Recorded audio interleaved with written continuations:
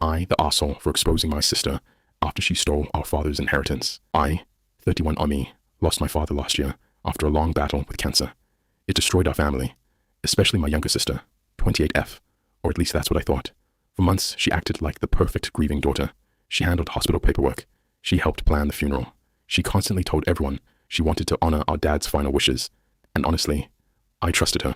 Our father owned a small construction company, one house, and had a decent amount in savings. Nothing insanely wealthy, but enough that both of us would be financially secure after his passing. My dad always told me, growing up, everything will be split equally between you and your sister. Simple. Or so I thought. About 2 weeks after the funeral, my sister invited me over. She sat me down and said Dad updated his will before he died. Then she handed me paperwork. According to the new will, she inherited almost everything. The company, the house, most of the savings, and I got $15,000. That was it. I was devastated. But I didn't fight her. I thought maybe my dad had his reasons. Maybe he saw something in her I didn't. So I accepted it. Then weird things started happening. My dad's old employees began contacting me. They were confused. Apparently my sister was suddenly selling company equipment for cheap. She was firing long-term workers, and she was planning to sell my dad's company entirely. That didn't sound like my father's wishes at all. Then one of my dad's employees told me something strange. He said my dad repeatedly asked to see me during his final week alive, but somehow, every time I arrived, my sister told me Dad was asleep. I felt sick. Then my aunt called me. She said my dad gave her a sealed envelope shortly before he died and told her, if anything feels wrong, give this to my son.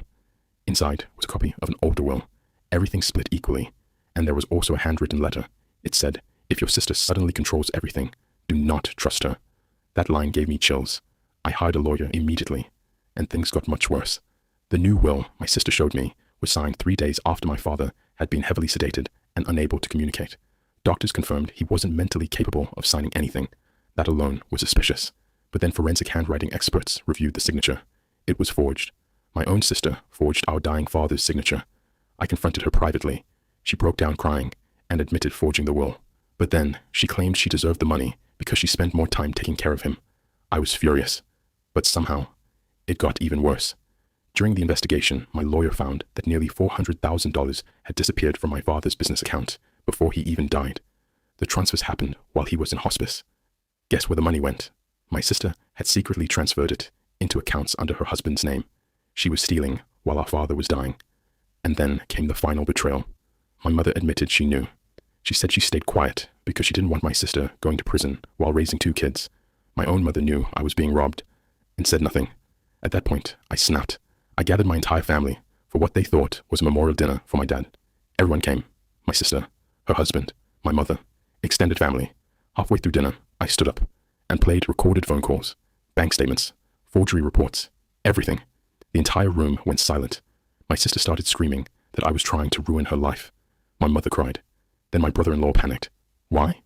Because he had no idea the stolen money was in his accounts. He realized he could be charged too. He immediately handed investigators full access to everything and exposed even more. Turns out my sister had planned to flee the country after selling my dad's company. She already had plane tickets booked. Police arrived at the restaurant. My sister was arrested in front of everyone. She screamed that I destroyed her children's future.